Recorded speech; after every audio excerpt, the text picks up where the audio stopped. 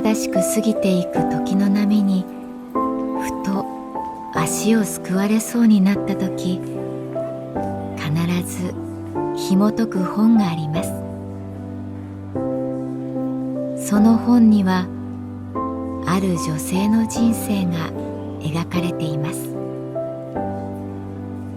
どこにでもあるごく普通の人生。でも本の中の彼女に出会うと、心の湖に波紋が幾重にも広がるように、ゆっくりと優しい言葉が満ちていきます。今日はどんな彼女に会えるでしょうか。サウンドライブラリー、世界に一つだけの本。朗読は私、木村多江がお送りいたします。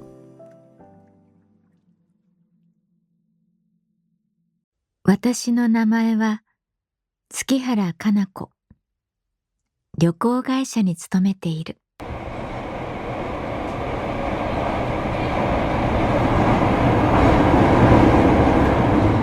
電車内の空気が急に変わった。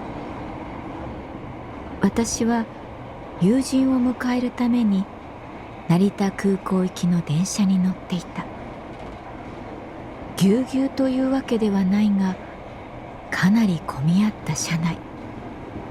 私は車両中ほどで立っていた。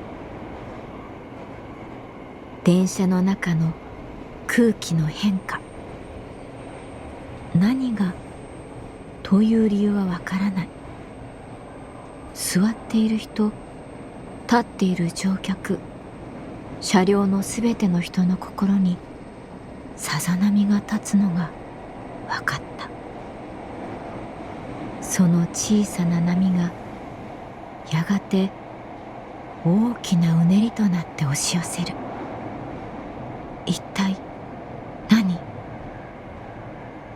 そんな気持ちになった時、向こうの車両から男性の大きな声が聞こえた。誰かこの中にお医者さんか看護師さんいませんか？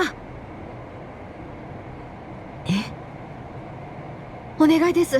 このこと次の車両の人に伝えてください。口伝えでお願いします。顔が見えない若い男性の声は必死な様子で続く。私がいる車両、顔を見合わす人々、誰も何もしない。私はついと口を開こうとしたとき、若い男性の声が言った。先頭車両で人が倒れたんです。お願いします。私はその声に押されて大きな声を出した。連結部分に向かって。どなたかお医者さんか看護師さんいらっしゃいませんか？急病人みたいです。これ次の車両の人に伝えてください。お願いします。ざわつく車内。緊急で電車を止めた方がいいのか。こういう時どうしたらいいかわからない。わからないまま気がつくと人混みを押し分け、次の車両に歩き出していた。声を出しながら、どなたかお医者さんか看護師さんいませんか？特急なので次の駅までは10分近くある。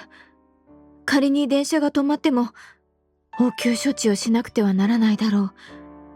どうか車内にいてください。お医者さんか看護師さん。キャリーケースを持つ人が多く、とにかく歩きづらい。降雪地帯の雪をかくように、私は前に進んだ。いませんか？お医者さんか、看護師さん。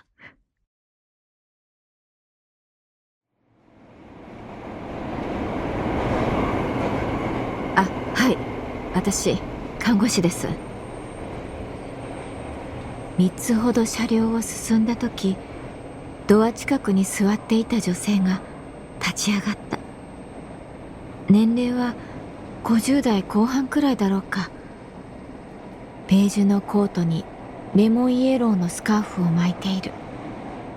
品がよく落ち着いた佇まい。ありがとうございます。あっちの先頭の車両で急病人みたいで。落ち着いて。大丈夫大丈夫。女性は私の肩を優しく叩いた。その人は大きな銀色のキャリーケースを持っていた。私はそれをつかみ、これ私が運びますから行ってください、先に。来た道を戻る。相変わらず車内は混んでいて、なかなか前に進まない。私はまた大きな声を出した。看護師さん、通ります。看護師さん、通ります。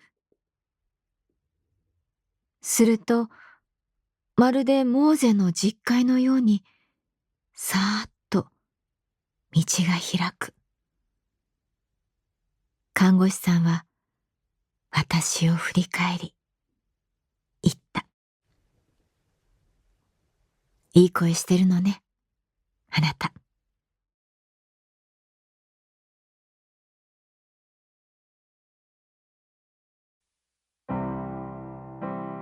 少し遅れて先頭車両にたどり着くと、看護師さんが高齢の男性と並んでシートに腰掛け、彼の脈を取っていた。ありがとう。重かったでしょ、スーツケース。女性は私を見上げて微笑んだ。だいぶ安定した。きっと貧血ね。男性は額が赤くなっていた。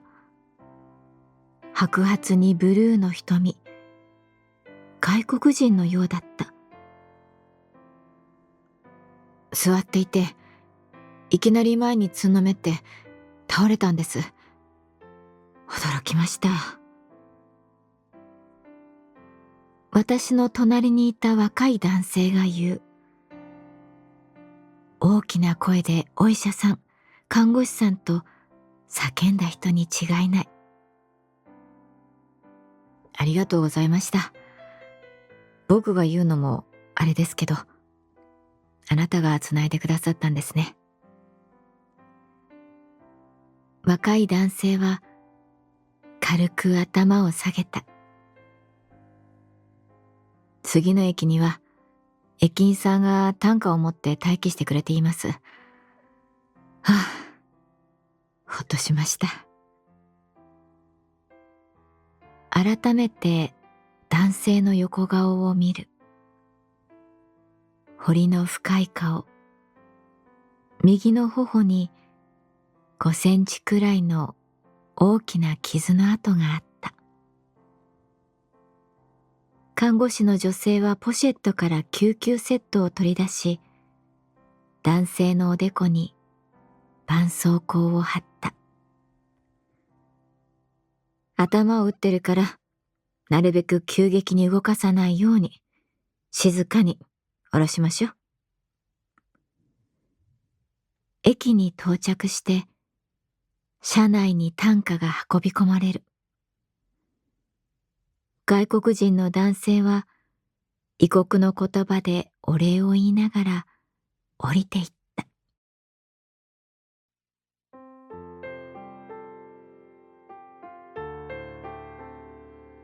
自分の人生にまさかこの中にお医者さんか看護師さんいませんかって叫ぶ日が来るなんて思いもしませんでした。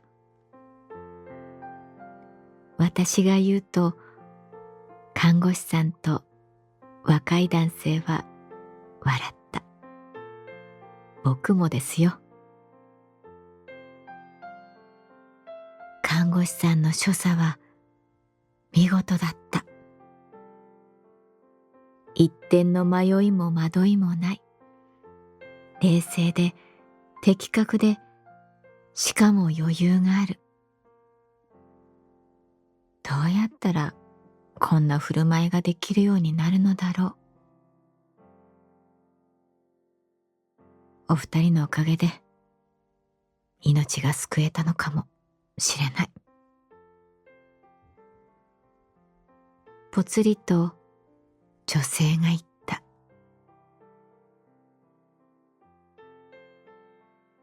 その出来事から数日後、母とテレビでニュースを見ていて驚いた。遠い異国の地、難民の子供たちの窮状を訴える女性が映る。あの女性だった。彼女は言った。誰かが声を上げなくてはいけない。でもそれは誰かじゃなく、あなたです。